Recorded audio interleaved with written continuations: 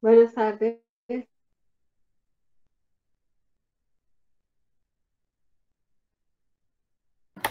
Buenas tardes, profe. Qué pena con ustedes, pero no me dio, no pude abrir la plataforma otra.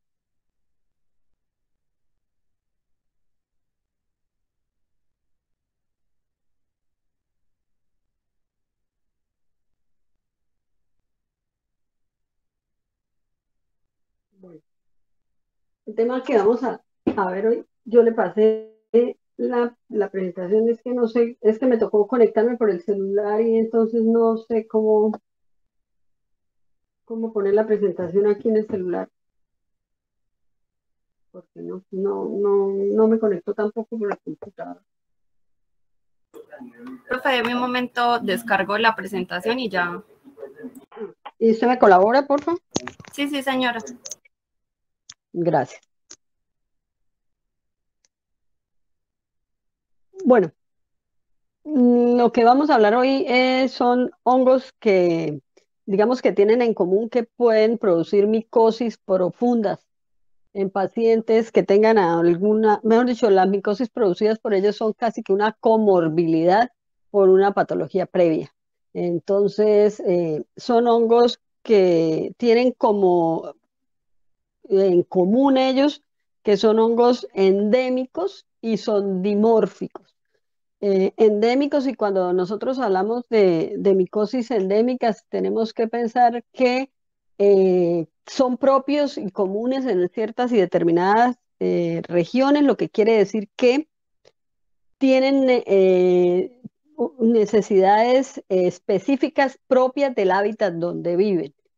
La temperatura, la humedad del suelo, los sustratos del suelo, algunos sustratos alcalinos, algunas, como lo vamos a ver, en medios que sean de temperaturas altas, polvosas, secas, como vamos a ver con uno de ellos, y otras pues zonas húmedas, con alta pluviosidad, con regímenes de lluvia bastante abundantes y con condiciones del suelo con unos pHs específicos, con algunos componentes que les permite en su forma de vida libre hacer ciclos de vida y estar suspendidos en el aire para entrar en contacto con el hospedero. De manera que se podría considerar que es casi que un encuentro incidental entre el hongo y el hospedero humano. Entonces vamos a hablar de micosis endémicas dimórficas o micosis sistémicas y profundas, que son las que terminan produciendo, pero ¿en quiénes? En los pacientes que tienen alguna patología de base que facilita la extensión del hongo, pero entendiendo que los hongos tienen paquetes enzimáticos que les permiten eso. Vamos a empezar a hablar por el coccidioides, la siguiente. El coccidioides es el agente causal de la coccidioidomicosis. ¿Mm? Siguiente.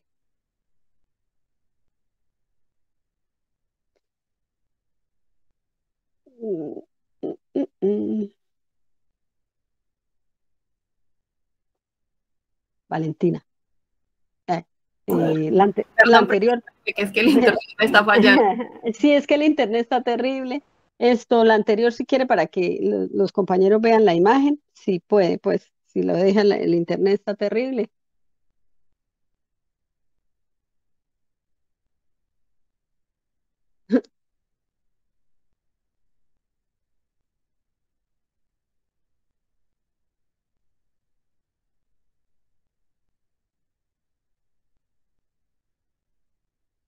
Mm,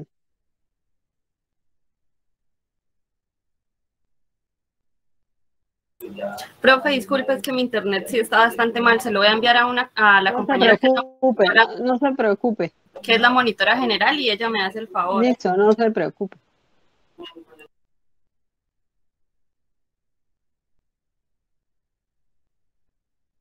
Vamos a ver si yo puedo conectarme por el computador. No, tiene media hora de estar intentando preparar la llamada.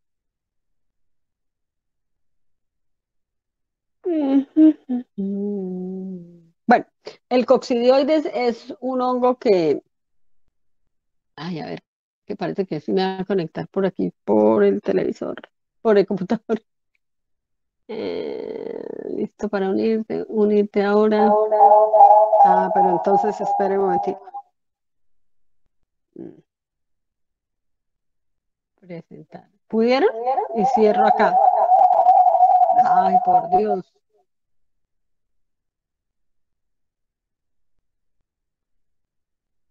Yo creo que ya pude. ¿Lo están viendo?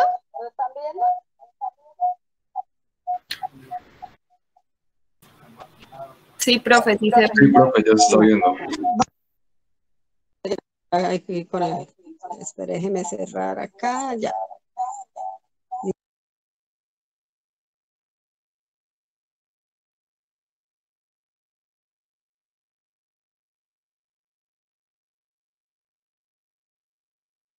Profe, tiene apagado el micro.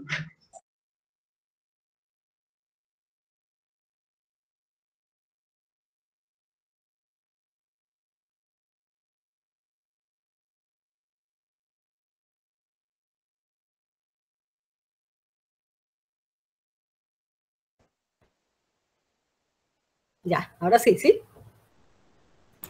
Sí, profe. Ahora como regreso acá. Bueno, listo.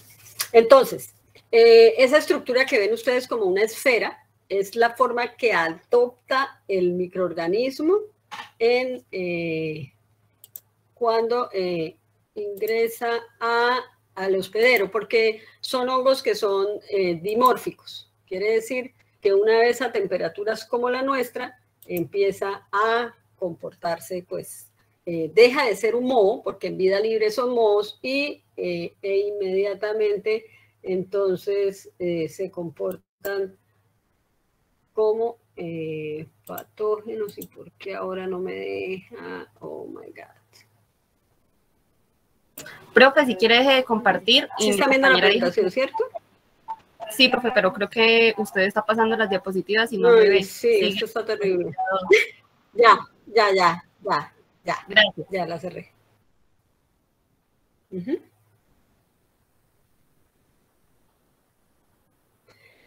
Bueno, entonces son hongos que en su vida libre, por debajo de los 28, 25 grados centígrados, son mohos, pero una vez que alcanzan temperaturas como las nuestras, pues empiezan a comportar, bioquímicamente se transforman en esférulas o en levaduras como esta que está ahí en la imagen que ustedes están viendo. Siguiente.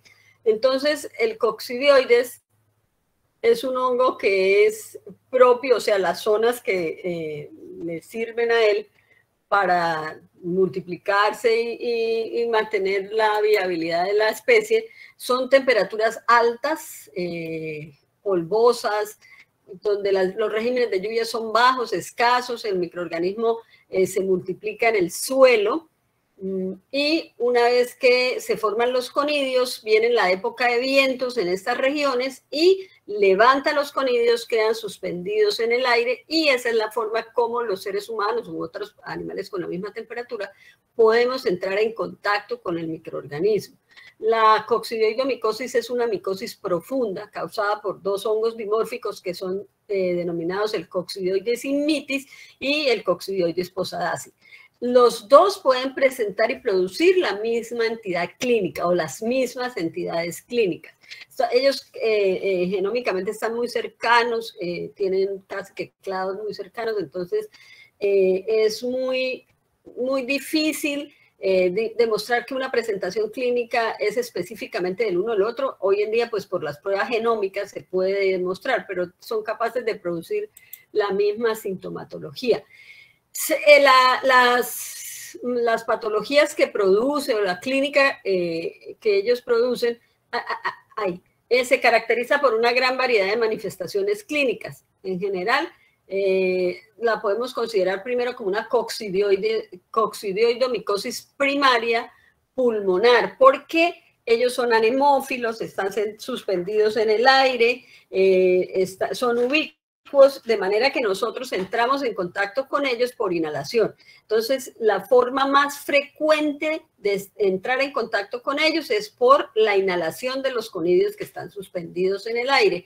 Una vez que se inhalan, pues uno esperaría que las formas de defensa de la inmunidad innata, tanto las barreras físicas como algunos eventos como el estornudo y demás, pudiesen expulsarlo y evitar que la infección avanzara. Pero pues a veces lo que sucede es que los conidios son muy pequeños, que la dosis infecciosa es muy grande, que logra vulnerar las barreras primarias y alcanzar pues alvéolos y llegar hasta pulmón. Y ahí produce una coccidioidomicosis primaria, que podría seguir avanzando dependiendo del estado de salud del paciente, hasta una coccidioidomicosis progresiva o diseminada. Por eso se les clasifica como hongos capaces de producir micosis profundas sistémicas. Pero ese es el menor de los casos, o sea, el menor porcentaje de pacientes que tienen una primoinfección con coccidioides terminan en una coccidioidomicosis profunda, de manera que pueden afectar piel, tejido celular subcutáneo, ganglios linfáticos, hueso, articulaciones, vísceras y sistema nervioso central. Siguiente. La mayoría de las micosis, estos son unos hongos mitospóricos, dimórficos, bifásicos, en la actualidad clasificados como ascomicetos en el orden Onigenales. La enfermedad es producida por los dos hongos que ya pues nombramos, son muy similares pero diferentes genéticamente. Se consideran especies crípticas muy cercanas, que son el Imitis y el Posaasis. Siguiente.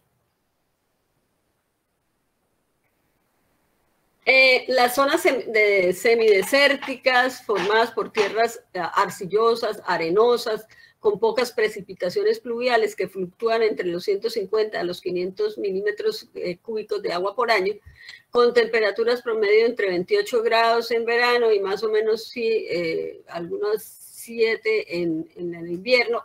Nosotros en nuestra región no tenemos marcadas diferencias de estaciones, pero sí de regímenes de lluvia, y disminuye la temperatura, o en las noches disminuye la temperatura, porque por ejemplo este microorganismo es propio en Colombia, en La Guajira, por las características propias de la región, y en la frontera con Venezuela, pues todo lo que es la Guajira venezolana, que es las mismas características, y lo que corresponde al estado Falcón, en algunas zonas del estado Falcón que hay ese tipo de climas. Pueden resistir altas temperaturas por encima de los 50 grados centígrados, son capaces de vivir hasta 30 metros por debajo de la superficie, porque ahí así es como sobrevive, se reproduce, se multiplica y demás, y tiene poca capacidad para degradar sustratos, o sea que no es tan, digamos, puede tener una vida independiente muy larga porque no necesita sustratos rápidamente, digámoslo así. Siguiente. Entonces, ¿cuáles serían esas manifestaciones clínicas que se pueden encontrar en el paciente? Primero, las formas primarias de infección, que son tanto a nivel pulmonar como a nivel cutáneo. Hay una forma cutánea primaria, ¿cómo se puede? Que es la menos frecuente en ocasiones de la infección, de infectarse uno, que es cuando sufre un trauma cutáneo con elementos que que tengan la presencia del hongo, y que ese accidente Profe. Permita, pues interrumpe digamos, la barrera de protección que es la piel, permite el ingreso del hongo, y una vez Profe, qué pena, se le está cortando inoculado, pues empieza a comportarse como un patógeno. Generalmente la forma cutánea primaria es limitada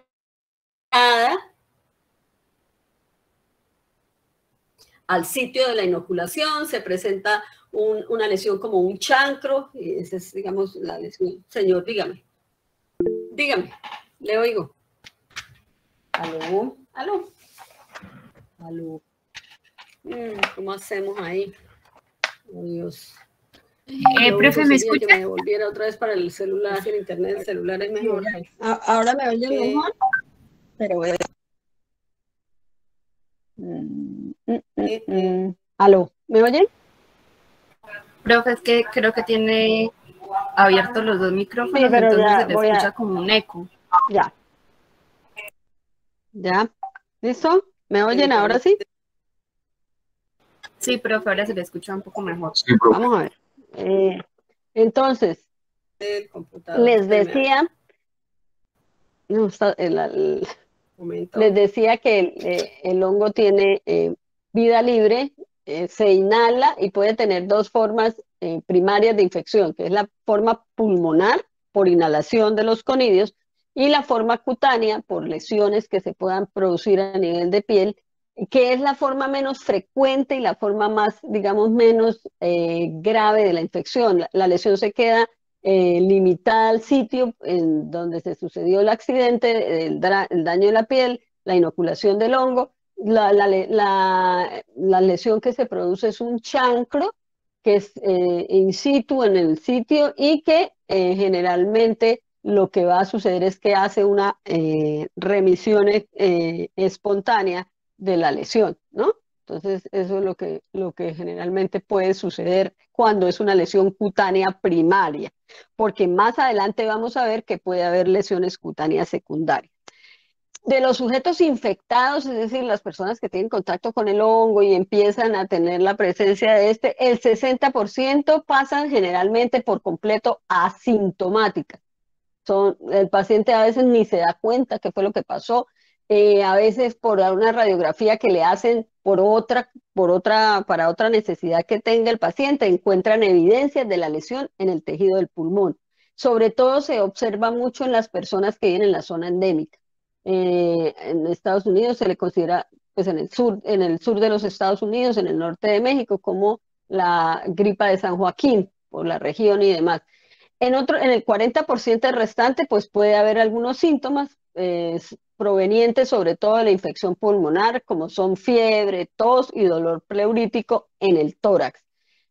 El peligro de que surja un cuadro sintomático se agrava con la edad y muy a menudo se hace el diagnóstico erróneo de una neumonía bacteriana, que es lo que pasa con frecuencia con muchas de las neumonías de tipo por hongos. Como ustedes ven en esa imagen, pues las lesiones estas son cutáneas secundarias y ya vamos a hablar de ellos. Y a la derecha está en la parte superior la forma parasitaria, que es la esférula, que es una estructura redondeada, circular, llena de pequeñas esférulas. Se cree que pues, tiene un gran potencial de infectividad porque cada esfera de esas se rompe y libera una gran cantidad de esférulas que van a dar lugar a otras iguales. Y en la parte inferior está la forma infectante, que son artroconidios, así es como quedan, esos son los conidios que se producen y que están suspendidos en el aire o en material vegetal.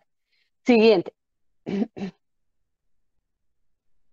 La coccidioidomicosis pulmonar siguiente. Ya, sí, esa es.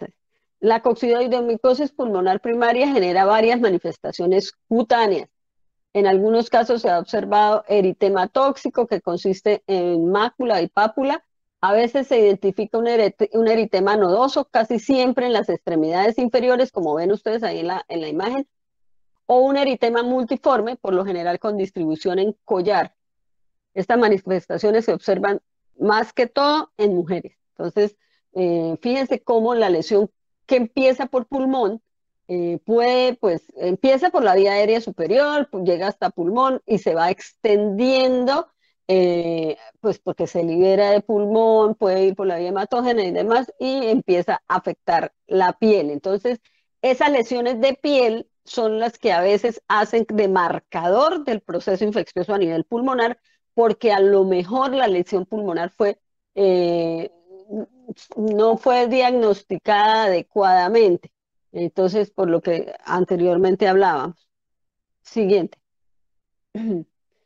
A veces se puede encontrar que el paciente desarrolla artralgias, artritis, y además pues ya empezar a pensar en una coccidioidomicosis pulmonar primaria cuando hay antecedentes de sudoración nocturna, fatiga profunda, eosinofilia en sangre periférica o linfadenopatía iliar o mediastínica detectada en la radiografía de tórax. Entonces todo eso es sugestivo de un proceso infeccioso profundo, sistémico, y hay que hacer pues exámenes para hacer el diagnóstico diferencial, porque hay muchas otras patologías que afectan el pulmón que pueda hacer que la persona tenga sudoración nocturna, que tenga pérdida de peso, obviamente pues está, digamos, en hipoxia, y entonces si está en hipoxia, pues una persona que tiene astenia, adinamia, pues, todo eso. Y obviamente como es un proceso infeccioso de este tipo, la respuesta de aumento de células es por aumento de los eosinófilos, casi como si fuese un proceso alérgico. En el caso del dolor preurítico es frecuente, pero no lo es tanto el derrame preural y solo se presenta en menos del 10% de los casos. Los derrames de este tipo siempre se acompañan de un infiltrado pulmonar del mismo lado. Y el contenido celular de los derrames es de tipo mononuclear. Ahora sí, ya en el cultivo del líquido de derrame, rara vez se identifica el coccidioide. Fíjense lo difícil que es el diagnóstico, porque no hay una evidencia que confirme la relación entre el agente causal y todas las manifestaciones clínicas que está presentando el paciente. Si el paciente en su sitio de origen es propio de la zona endémica, no hay problema, porque ahí ya lo conocen, saben qué es y qué produce en el paciente. El problema es que sean personas que vayan a vacaciones o estén por alguna cosa de trabajo en esas zonas endémicas y regresen a su sitio de origen, y ahí es donde se dificulta el diagnóstico. Hoy en día hay pruebas de PCR. Siguiente. Bueno, en la mayoría de los pacientes, la coccidioidomicosis pulmonar primaria casi siempre se resuelve sin secuelas pasadas una semana, si el paciente no tiene una patología de base. Puede presentar toda esa sintomatología que dijimos, desde lo más banal hasta, digamos, ya lo otro que hablamos de afección como neumonía y demás, pleuritis y todo eso, y puede resolver solo. Pero existe la posibilidad de varias complicaciones neumónicas, en las cuales los nódulos pulmonares son residuos de neumonía primaria. Los nódulos casi siempre son únicos o a menudo se localizan en los lóbulos superiores y miden menos o más o menos 4 centímetros de diámetro. Por lo general, esto se hace en una radiografía sistemática en un paciente asintomático. Fíjese que quedan las evidencias de lo que pasó. No hay una calcificación general, pueden calcificarse con poca frecuencia. Algunos nódulos producidos por coccidioides pueden ser difíciles de distinguir de neoplasias malignas pulmonares en la radiografía, al igual que las neoplasias malignas. Los nódulos por coccidioides a menudo se intensifican en este tipo de exámenes, cuando se les hace alguna tomografía, y entonces por emisión de positrones. Sin embargo, la tomografía computarizada habitual con frecuencia demuestra múltiples nódulos en la coccidioidomicosis y viene a ser como el apoyo diagnóstico que permite la diferenciación de esa patología con, pues, por ejemplo, una neoplasia maligna pulmonar. A menudo es necesario la biopsia para distinguir entre estas dos enfermedades, y obviamente lo que se va a encontrar allí son las esférulas, que las esférulas son la evidencia de la infección por coccidioides. Siguiente. Bueno, hay pacientes en los cuales la enfermedad se puede diseminar, ¿sí? Entonces, deja de ser esa forma pulmonar primaria o cutánea primaria, que por lo general la cutánea primaria resuelve sin extenderse. Y eso sucede en más o menos del 1% de los sujetos infectados. Más en varones, sobre todo en los descendientes en Estados Unidos, de personas de raza blanca, de raza negra o de filipinos, y en personas con disminución de la inmunidad de tipo celular, o sea que tiene un componente genético de respuesta inmune, pero también en la parte de alguna iatrogenia o de un proceso infeccioso como es el producido por el VIH, sobre todo en pacientes que ya se pueden clasificar como pacientes con SIDA, cuando hablamos de menos de 250 linfocitos TCD4 por microlitro en sangre, lo que quiere decir que la infección por coccidioides se puede considerar como un marcador de la infección del VIH, porque a veces puede ser que la persona no sepa que tiene VIH, no lo han diagnosticado, es una persona que entra en contacto con este microorganismo y sufre pues todo el proceso primario de infección y después pues lo que consideramos como ya la diseminación clínica fuera de la cavidad torácica en este tipo de pacientes, porque sí aquí se entiende que la inmunidad generalmente es de tipo celular, ¿sí? Como los CD4.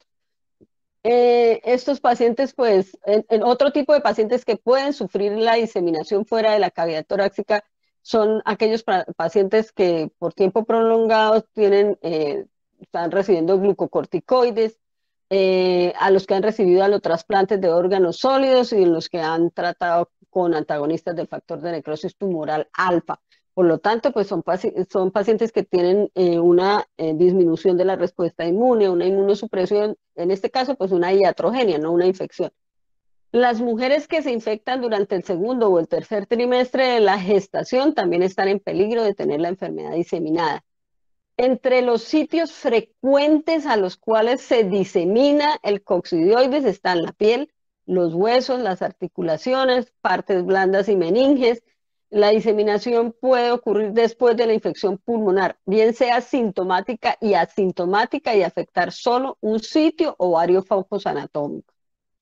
Cuando se sucede esta presentación clínica, esta diseminación, suele manifestarse en los primeros meses que siguen a la infección pulmonar primaria. O sea, no es que se quede ahí latente durante mucho tiempo y tiempo después aparece. Si nosotros observamos y uno analiza, pues las complicaciones son graves, ¿no? Y generalmente puede llevar un curso mortal. Además de todo eso que ya vimos, pues puede presentarse una meningitis, que sin tratamiento, que sin tratamiento es letal, con un cuadro clínico que incluye cefalea persistente, acompañada de letargo y confusión, con obviamente rigidez en la nuca, que no es muy intensa. En el estudio del líquido cefalorraquídeo hay pleocitosis a base de linfocitos con hipoglucorraquia profunda y mayores concentraciones de proteína. Entonces es una meningitis clásica, hipoglucorraquia, hiperproteinorraquia, que es más o menos lo que se puede evidenciar. Lo que la difiere, por ejemplo, de la infección, de la meningitis por bacterias es que aquí no son polimorfonucleares, sino linfocitos los que están aumentados. En las que son de tipo bacteriano, por lo general son polimorfonucleares.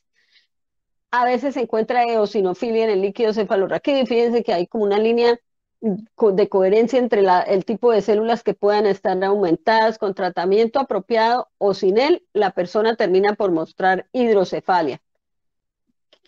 Teniendo en cuenta que tiene manifestaciones clínicas y va habiendo deterioro pronunciado del estado psíquico, a menudo con trastornos locomotores. Entonces, pues puede producir incluso la muerte del paciente. Siguiente. Para el diagnóstico, entonces, obviamente, el apoyo diagnóstico. Pues estamos en un momento en que se hacen todas las pruebas genómicas para identificar la presencia del ADN del material. En esa imagen que ustedes ven es un corte de una biopsia y dentro del tejido pulmonar se observan las esférulas. La esférula que está llena de pequeñas esférulas en el interior. Esta es la evidencia de que la infección está producida por coccidioides. Porque una vez en el hospedero, alcanza esta forma que ustedes vienen ahí. Hay título de anticuerpos IgG contra coccidioides, IgM contra coccidioides, biopsia, una introdermorreacción con un derivado de coccidioides, coccidioidina, que debe dar pues positivo o negativo de acuerdo a lo que se presente generalmente, porque es una reacción de tipo celular frente a la presencia de un derivado. del microorganismo, señora. Dígame. ¿Me puede volver a explicar lo de la imagen? Es que no le entendí muy bien. Esto que ven ahí es un corte de una muestra tomada para hacer un examen histopatológico, ¿sí?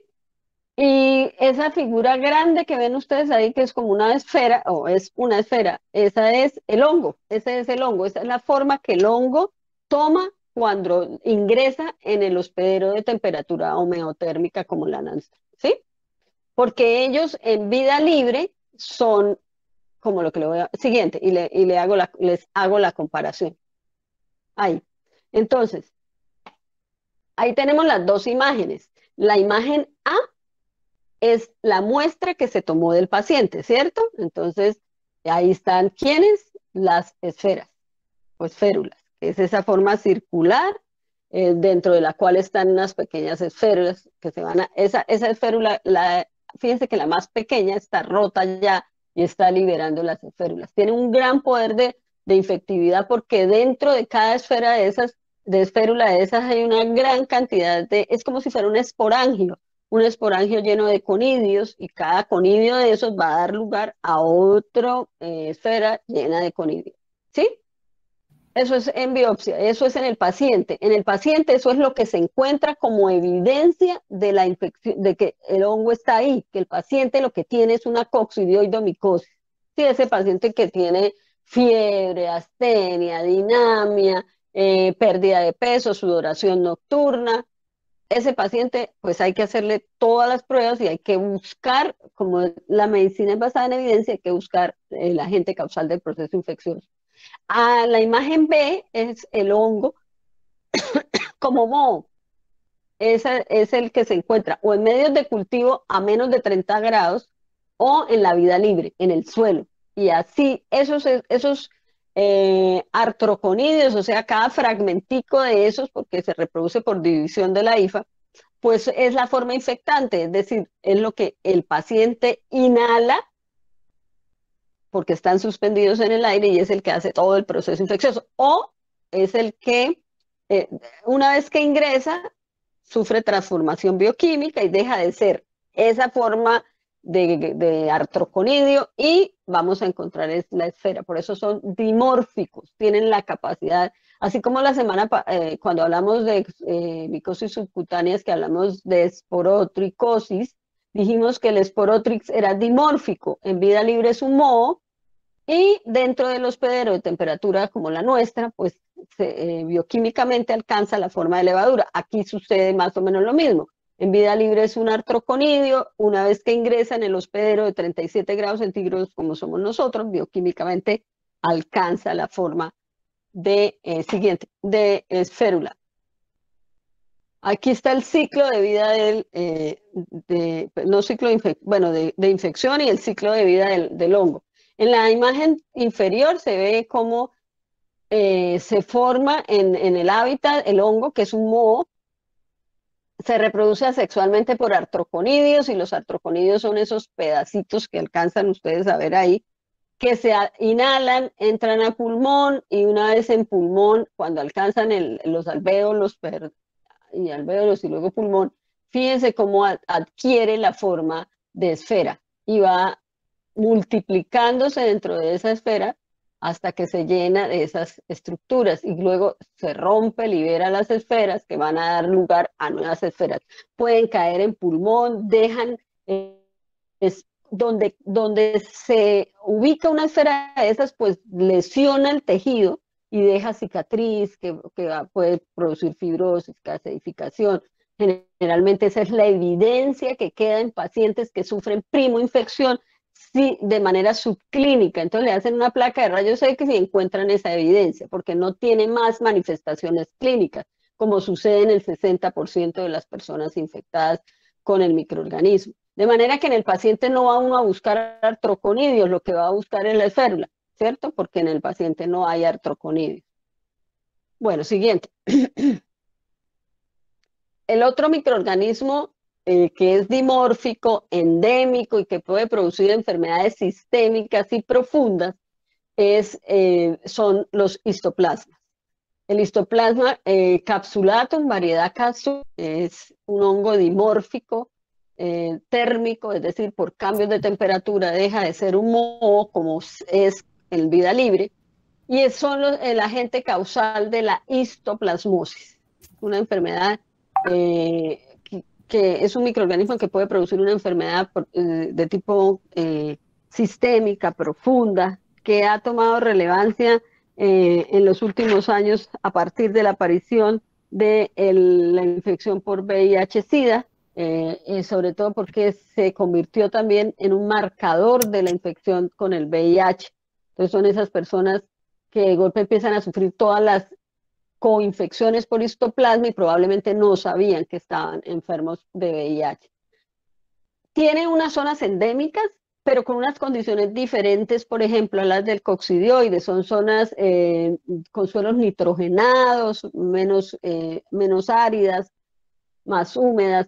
Se han encontrado también como parte que se pueden ubicar en el guano de los murciélagos. Entonces, en donde hay mucho murciélago en esas cuevas y la gente va y visita los murciélagos y puede, las cuevas y se encuentra con las deposiciones del guano del murciélago, y entonces ahí en ese sustrato puede haber gran cantidad de histoplasma. Es casi endémico digamos, en casi todas las áreas. En América Central y Suramérica la histoplasmosis es frecuente y su causa son clados distintos desde el punto de vista genético. El que circula más en las Américas es el Histoplasma capsulatum, variedad capsulatum, en Suramérica. En África también hay uno que se llama Capsulatum, variedad dubosi. La levadura de la variedad dubosi son más grandes porque, pues por género, por fenotipo. De manera tal que de vida libre son mohos, tiene unos conidios espiculados, que son la forma siguiente, que son la forma infectante del hongo, y una vez en el hospedero, pues alcanza la forma de levadura, unas pequeñas levaduras que generalmente crecen de manera intracelular, a veces son difíciles de observar, tienen un tropismo específico por el sistema retículo endotelial siguiente. Ahí está. En la imagen que tienen a la izquierda es la forma de los conidios espiculados porque tienen esas como una corona de pullas, de espinas sobre la membrana, y esa es la forma que uno inhala del hongo y esa es la que ingresa por la vía respiratoria, la vía superior, luego al alveo, los pulmones y luego se disemina hacia el sistema retículo endotelial, porque ese es el tropismo más o menos que tiene el hongo. A la derecha, entonces, ustedes observan las levaduras, que son las que se encuentran cuando se toma la muestra en el paciente, o sea, esa es la forma parasitaria. Siguiente. Bueno, en América, pues, la histoplasmosis es la micosis endémica más frecuente en Norteamérica y en ciertas partes de Centroamérica y Suramérica, África y Asia. En Europa la histoplasmosis se diagnostica con bastante frecuencia, por lo general en migrantes que provienen de áreas endémicas de otros continentes o de viajeros que fueron a pasear a esos sitios y volvieron. En la tierra enriquecida con excremento de aves, de gallinas, palomas y demás, o murciélagos inducen la proliferación y la esporulación del citoplasma. Del histoplasma. Se considera que la vía entérica, pues que los intestinos de este tipo de animales es como el hábitat del hongo y que les permite multiplicarse. Ese tipo de aves y de murciélagos no sufren enfermedad por histoplasma, probablemente porque tienen una temperatura más alta que la que el hongo podría tolerar fuera del intestino de estos animales. La dispersión de la tierra con el microorganismo permite que los microconidios, como los que ya vimos ahora, asuman la forma de aerosol, es decir, cuando hay vientos o cuando, por ejemplo, quienes tienen riesgo de tener contacto, en las personas que trabajan en gallineros, manejando en construcciones, cuando hay edificios que están mucho tiempo abandonados, cerrados, y de golpe hay palomas ahí viviendo y demás, y las personas que entran a hacer renovación de todo eso, limpieza, pueden inhalar ese tipo de conidios e infectarse con este tipo de microorganismos, porque quedan suspendidos en el aire. Por eso la vía más frecuente de infección, tanto con el coccidioides como con el histoplasma en la vía aérea. Entonces, todo este tipo de personas quedan expuestas. Como factores de riesgo están las actividades que hay un gran nivel de exposición, están la espeleología, los antropólogos, las excavaciones, la limpieza de eyecciones de pollo, la demolición y remodelación de edificios viejos y la poda de árboles secos. Probablemente cuando abrieron las pirámides y después las que se murieron, que era la maldición de los faraones, probablemente lo que hicieron fue que entraron en contacto directo con muchos de estos hongos y murieron. Casi todos los casos que surgen fuera de áreas muy endémicas constituyen casos de enfermedad importada. Entonces, las personas que van a pasear, bueno, lo que sea, se desplazan hacia donde son endémicos. En Europa sí hacen, pues, digamos, una ficha epidemiológica y hacen todo el informe del paciente, y entonces esos pacientes que sufrieron infección, pues refirieron haber realizado viajes a América, África o Asia.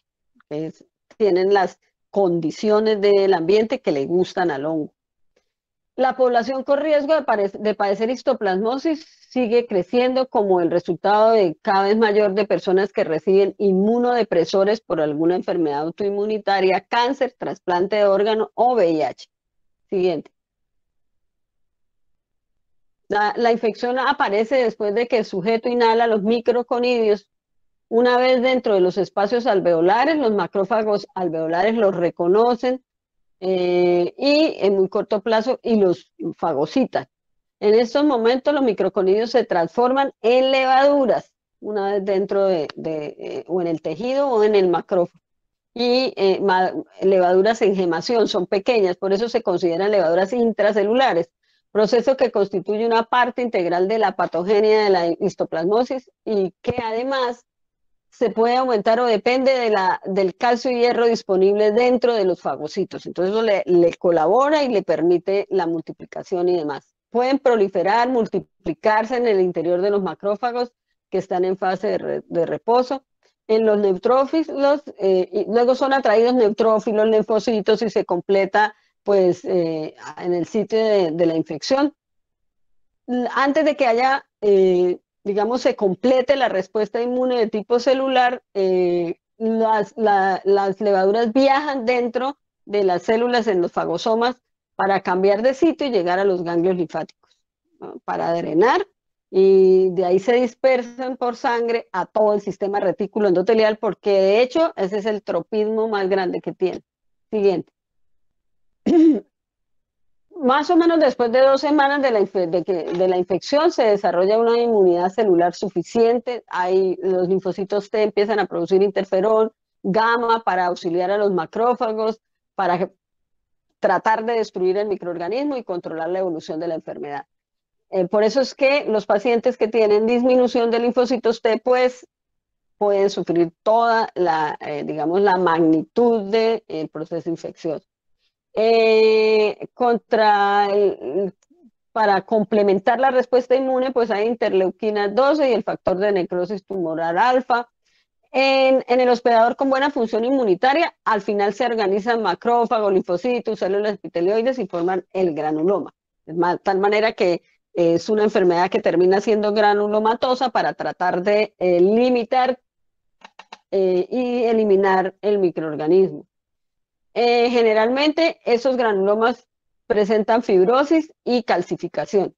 En las personas sanas que provienen de áreas endémicas, a menudo se encuentran ganglios linfáticos mediastínicos calcificados y también calcificaciones hepatoesplénicas, porque pues entran en contacto, hacen todo el proceso de infección hasta este punto donde ya son eliminados, pero se encuentra la marca del proceso infeccioso en ese tipo de hospederos. El paciente que tiene una respuesta inmune suficiente, digamos que le va a quedar un tipo de inmunidad moderada a la reinfección. Siguiente. En caso contrario, que la persona sea de deficiente inmunidad celular, no hay quien contenga la infección, de manera que se disemina por todo el sistema retículo endotelial.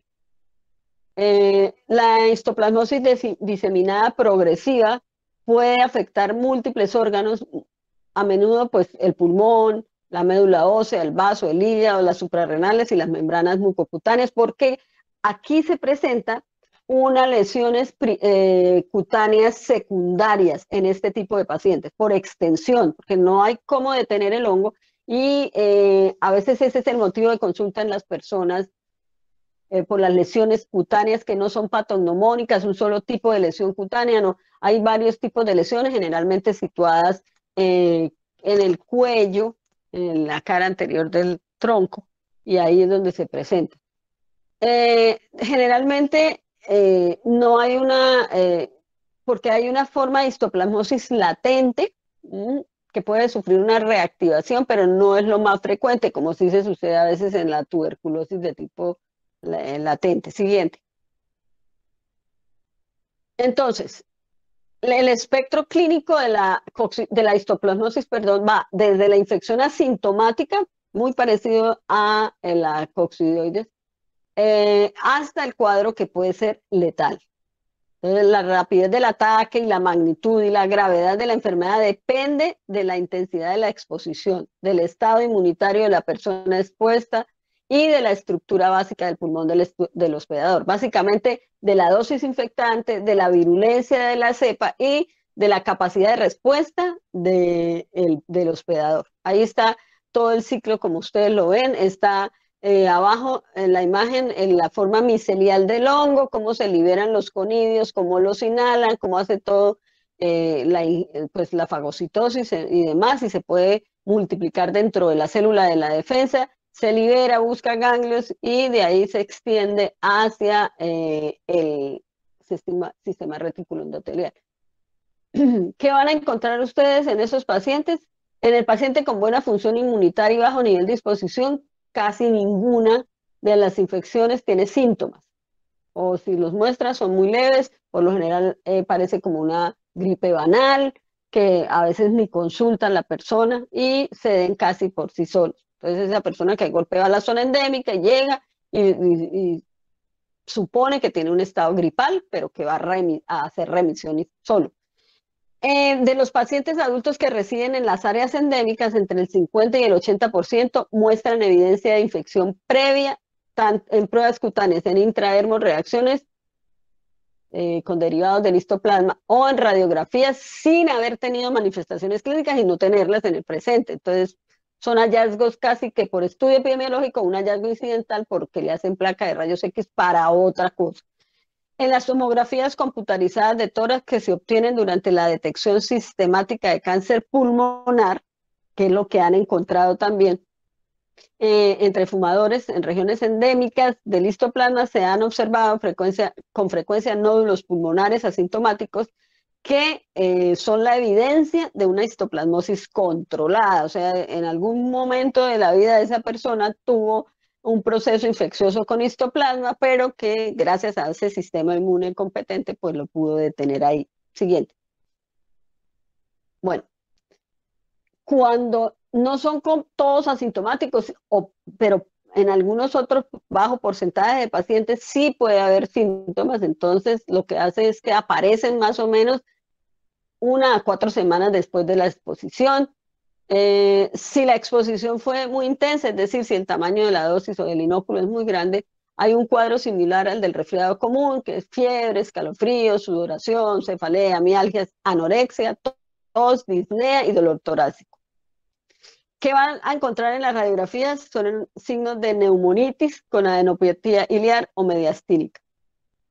Hay infiltrados pulmonares que pueden ser focales, si la exposición fue leve o difuso si fue intensa. Entonces, fíjense cómo influye en la presentación clínica, en la dosis infectante y la virulencia de la cepa también. Entre un 5 y un 10% de individuos con histoplasmosis aguda surgen síntomas reumáticos como artralgias, artritis, que a menudo van acompañados de eritema nodoso. Estas manifestaciones constituyen respuesta inflamatoria a la infección aguda y no son efectos directos, es la respuesta por la infección. En los ganglios linfáticos ciliares o mediastínicos muestran necrosis y confluyen para formar grandes masas mediastínicas que comprimen los grandes vasos. Eso ya va complicando las cosas. Las vías respiratorias proximales y el esófago, entonces son comprimidos por el aumento, por las grandes masas mediastínicas de los ganglios. Estos ganglios linfáticos necróticos también rompen tejido, crean fístulas, entran entre estructuras mediastínicas, como se forman fístulas broncoesofágicas. Siguiente. Digamos que en el 70% de los casos complicados se observan en personas inmunodeprimidas. Otros factores que pueden, digamos, hacer que la enfermedad sea sistémica, profunda, complicada, es el paciente con SIDA. Un recuento de linfocitos T, CD4 menor a 200 células. Otro tipo son los pacientes en extremos de la edad, o sea, niños muy pequeños o adultos mayores. Los que están recibiendo inmunodepresores para prevenir o tratar el rechazo de trasplantes, como la prednisona, los inhibidores de calcineurina y metrotrexato, fármacos contra el interferón alfa y otros modificadores de la respuesta biológica para trastornos autoinmunitarios. De hecho, pues, porque la respuesta inmune es de este tipo, la que se necesita, la que es indispensable para limitar el avance del microorganismo. Entonces, el espectro de la infección va de un cuadro agudo con evolución letal rápida, con infiltrados pulmonares intersticiales o retículos nodulares difusos que originan insuficiencia respiratoria, choque, coagulopatía y una falla multisistémica, hasta una evolución más subaguda con una distribución focal en órganos, entre las manifestaciones frecuentes, obviamente fiebre y pérdida de peso. Siguiente. También puede haber hepatosplenomegalia, trombocitopenia, meningitis, lesiones focales del encéfalo, úlceras de la mucosa oral, del tubo digestivo, hemorragias e insuficiencia suprarrenal. Entre más rápido se evidencie la presencia del microorganismo, o sea, la enfermedad, pues digamos que difiere o determina el curso de esta misma, ¿sí? Porque va a tratar, pues se va a tratar más rápido para evitar que se llegue a las manifestaciones más graves, en particular en el SIDA. La histoplasmosis cavitaria crónica se observa en fumadores con una neumopatía estructural, como por ejemplo los que tienen enfisema ampolloso, perdón.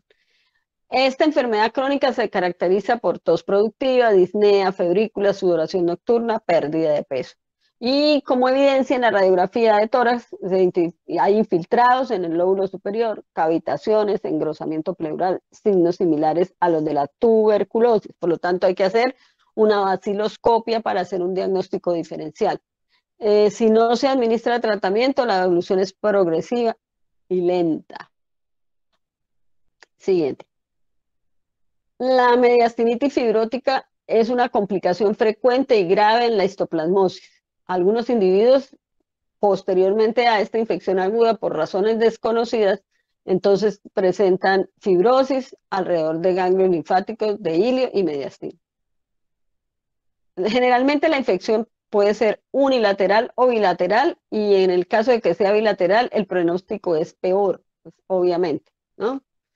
Entre las manifestaciones principales están el síndrome de vena cava superior, la obstrucción de vasos pulmonares, las vías respiratorias. Las personas pueden presentar neumonía recurrente, hemoptisis, insuficiencia respiratoria. La mediastinitis fibrótica es letal en el 33% de los casos. Siguiente. ¿Cuáles son los factores de virulencia de estos hongos? Entonces, como son, digamos, tienen mayor capacidad infectante porque están suspendidos en el aire, son anemófilos. Producen melanina una vez que están en el hospedero, entonces la melanina es de difícil degradación. Son intracelulares, la levadura, eso le permite una mayor capacidad de invasividad, evade la respuesta inmune, porque acuérdense que dijimos que dentro del fagosoma se multiplicaba, utilizaba el hierro y demás de la célula y pues eso facilita y aumenta su capacidad de crecimiento, hay un entrecruzamiento de MALT y tiene un paquete enzimático con proteasas, peptidasas, ureasas, porque pues el pH que más le facilita es el alcalino. Son aeronavegantes que de fácil dispersión, tienen termotolerancia, entonces soportan la desecación, los cambios de temperatura, de hecho están, digamos, diseñados para eso. Tienen una pared con alfa-glucanos que le da una estructura rígida y le permite, digamos, mayor capacidad de resistir a las células de la defensa. Para el diagnóstico, las muestras para observación directa con KOH son poco útiles porque la levadura es muy pequeña y es intracelular, entonces hay que hacer otras técnicas. La muestra puede ser esputo, líquido cefalorraquídeo, aspirado de médula ósea, fragmentos por biopsia. Se les hacen coloraciones como Grocott, Paz y Gomori. Creo que no les expliqué que había una presentación clínica cutánea primaria, es decir, por algún accidente a nivel de piel, se inocula el hongo del material vegetal y se produce un chancro también parecido al de la coccidioides, generalmente autolimitado, no se extiende, dependiendo del estado inmunológico de la persona. Se deben buscar pues las levaduras intracelulares. Estos pacientes tienen pancitopenia, velocidad de sedimentación elevada, aumento de la ferritina sérica, aumento de fosfatasa alcalina. La introdermorreacción generalmente es positiva en este tipo de pacientes. Se puede determinar por pruebas la presencia del antígeno del hongo circulante y obviamente pues pruebas de PCR para determinar, encontrar el genoma del hongo en las muestras del paciente. Siguiente. Para el tratamiento, sulfas, azoles, anfotericina B. Igual, entonces, si el paciente no está recibiendo tratamiento pues, antirretroviral, deben evaluar si empiezan primero el tratamiento contra el hongo y posterior a eso empiezan el tratamiento con antirretrovirales, porque a veces surge el síndrome de reconstitución inmunológica y entonces eso como que exacerba las manifestaciones de la infección. No solo de esa, sino de otro tipo de infecciones y se ve muy seguido en este tipo de pacientes, que es lo que se conoce como síndrome de reconstitución inmunológica. Sí. Sulfas, azoles, anfotericina B. Y la anfotericina B es la que usan generalmente en pacientes que están más complicados y se usan de intravenoso en pacientes hospitalizados. Entonces ya hablamos del coccidioides, del histoplasma. Siguiente. Vamos a hablar del Blastomyces dermatitidis. Como el nombre lo dice, pues tiene forma de levadura, ¿cierto?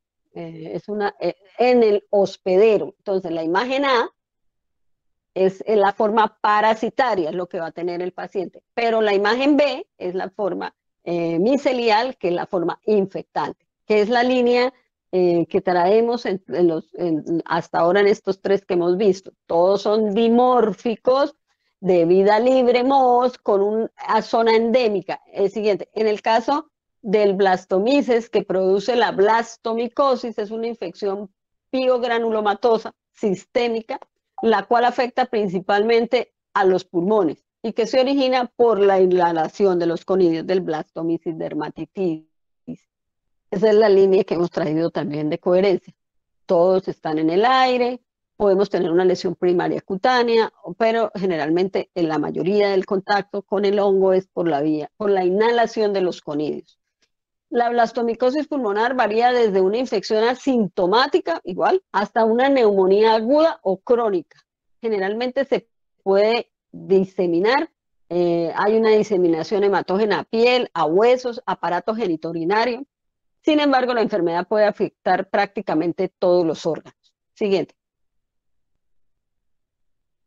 Entonces, igual, ¿por qué es capaz este género de hongos de afectarnos tan grandemente? Entonces, son dimórficos y eso les da mucha capacidad infectante. Ya vimos cómo logra ingresar como un moho y luego empieza a transformarse en una levadura. Eso le permite extenderse rápidamente. Incluso ingresar, es ser fagocitado y ahí dentro de estas células de la fagocitosis pues se puede extender. Tiene melanina, tiene una pared celular con alfa-glucanos y galactomananos que le da rigidez y estabilidad. Las adhesinas que necesita para adherirse y empezar a lesionar ese tejido y luego afectar todo un órgano. Un paquete enzimático robusto, adhesinas, proteasas, melaninas, ureasas. Son anemófilos, dispersión aérea, o sea que todos tenemos riesgo de entrar en contacto yendo a la zona endémica de los hongos. Entonces ese es el factor de riesgo. Como termotolerancia, pues le permite la adaptación a distintas morfologías en distintas temperaturas. Y obviamente para la ureasa le permite mayor invasividad. Siguiente. ¿Cuáles son las formas clínicas que se derivan del proceso infeccioso? La forma pulmonar, genitourinaria, cutánea, del sistema nervioso central, ósea, diseminada y misceláneas. Entonces, como ya lo habíamos dicho, puede extenderse a casi todos los órganos. Siguiente. La forma pulmonar, en la mayoría es subclínica. Generalmente cuando empiezan a aparecer síntomas es como una neumonía con dolor torácico y afección pleural. En los rayos X se van a ver opacidades bronconeumónicas, en las lesiones pulmonares nódulos granulomatosos pequeños y zonas de necrosis. Puede haber formas agudas y crónicas y la lesión cutánea primaria, que es poco frecuente y obedece a trauma en algún sitio por implantación de material vegetal que está contaminado con el hongo. Siguiente. Hay una forma clínica cutánea secundaria que ha hecho, digamos, se ha extendido por diseminación hemolinfática y puede ir generalmente en la nariz, a afectar, ahí como lo vemos en la imagen, tanto huesos como piel y demás. Son lesiones supurativas, ¿no? Pruriginosas, dolorosas, afectan hueso, producen periostitis, osteofibrosis, osteolisis y artritis purulenta. No solamente en los seres humanos, sino como lo ven en la imagen, también algunos felinos. Siguiente. Para el diagnóstico, pues buscar la evidencia de la presencia del hongo. Bueno, en Sudamérica y en Centroamérica no son endémicas. Este hongo es propio de Norteamérica, ¿no?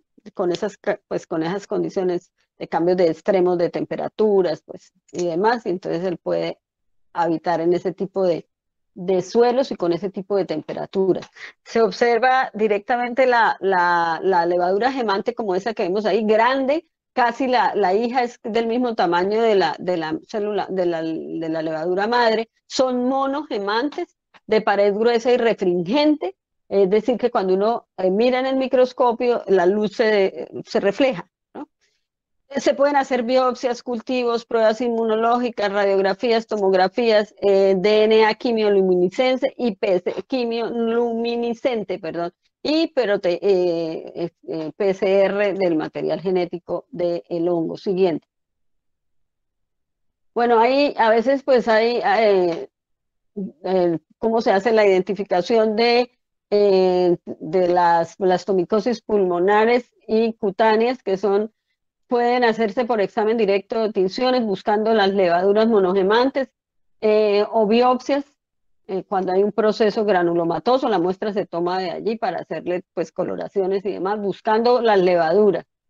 Se puede hacer cultivo y la colonia es una colonia blanca, vellosa, que nos va a dejar ver los microconidios sésiles como los que vimos en la primera imagen, como pequeñas paletas de dulce.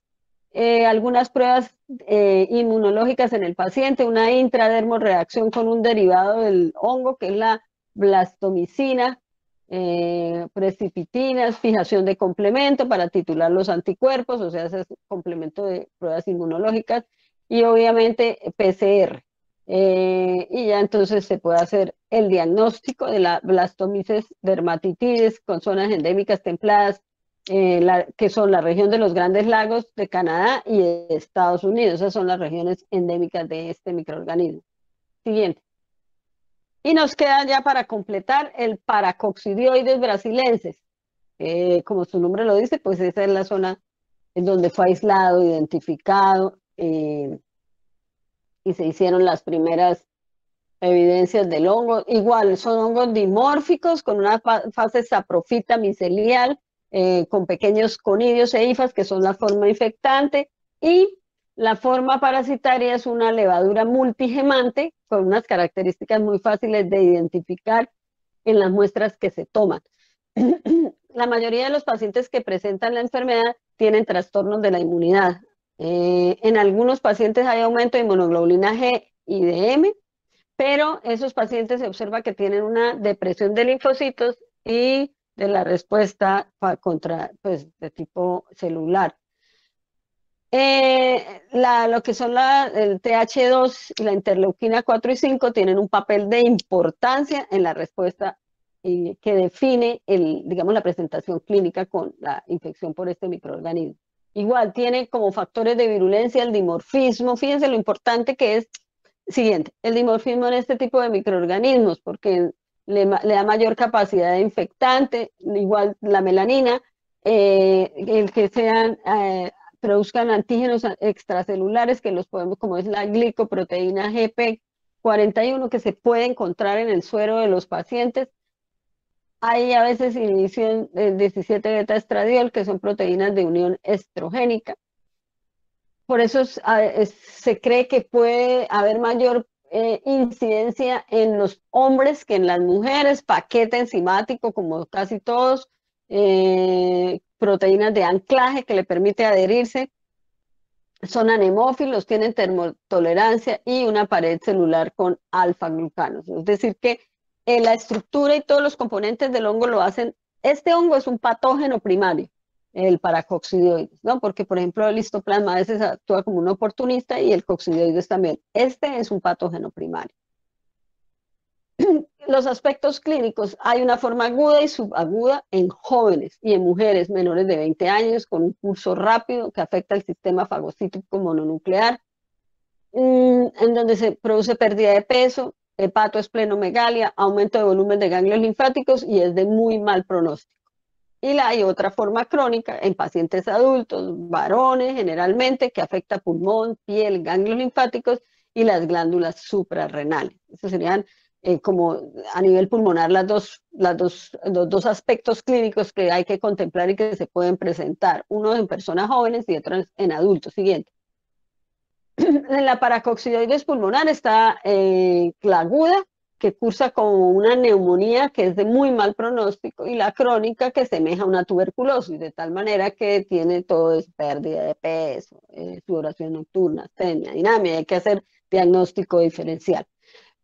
La que con mayor frecuencia se presenta es la forma clínica mucocutánea, digamos que es como el tropismo que con mayor frecuencia se puede evidenciar en la relación hospedero-microorganismo.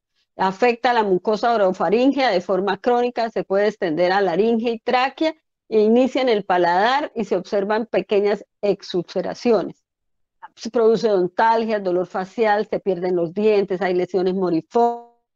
Bueno, una lesión que es fácil de evidenciar y que le puede sugerir al médico el proceso infeccioso por paracoccidioides es esa lesión moriforme en el velo del paladar y a nivel de la epiglotis y en la zona supraglótica, y eso pues dificulta la deglución, produce dolor, además de todo lo que ya vimos de cómo se afecta la mucosa, cómo se pierden los dientes, obviamente pues los carrillos se hunden y demás por la falta de dientes. Tiene una fase muy característica de este tipo de infecciones, que es, pues, lo describen como la fase de tapir, ¿no? Hundido en las mejillas del paciente. En Colombia, las zonas endémicas es la zona cafetera.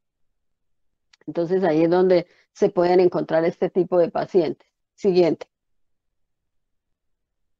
Aquí podemos ver la lesión a nivel de la cavidad oral, pero la lesión se puede volver extender hacia los labios y hacia el exterior, no queda limitada, y hacia la parte interior. Entonces se puede extender y pues dificultar el habla, la deglución, todo.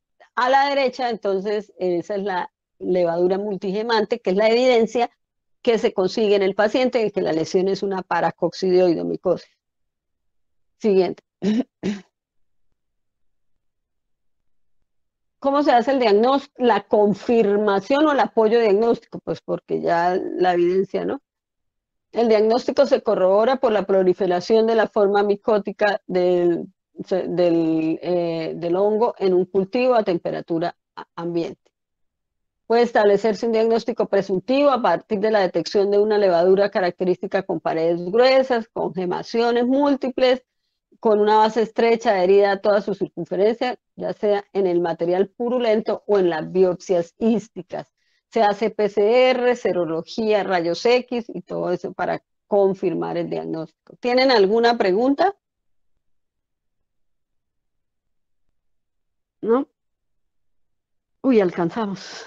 Contra todo pronóstico. Bueno, chicos, entonces nos vemos. Nos vemos. Muchas gracias, profe. Vale, profe, gracias. Hasta luego. Hasta luego, feliz tarde. Lo mismo. Profe, buenas tardes. ¿Qué temas vemos la próxima semana?